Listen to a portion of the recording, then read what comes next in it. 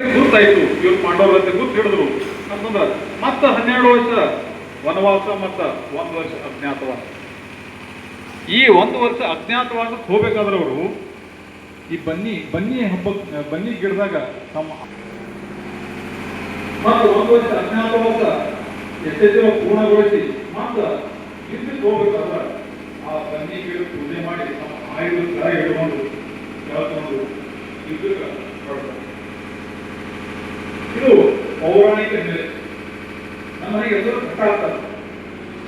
ಘಟ್ಟ ಆಗ್ತದೆ ಎಷ್ಟು ಮಂದಿ ಗೊತ್ತದ ಯಾಕೆ ಘಟ್ಟ ಆಗ್ತದೆ ಅಂತ ಹೇಳಿ ಗೊತ್ತಾ ಈಗ ನೋಡ್ರಿ, ನಮ್ಮ ಜೀವನದಾಗೆ ವಿಜ್ಞಾನ ಓದಿತ್ತು.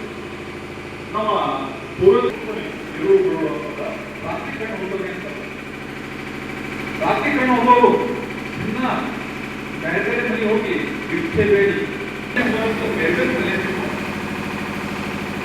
ಬೇರೆ ಬೇರೆ ಜೀವಸತ್ವ ನಾವು ಆ 7 ಜೀವಸತ್ವವನ್ನು ತರಬೇಕು. ಆ ಕೊರತೆ ಜೀವಿಸುತ್ತೆ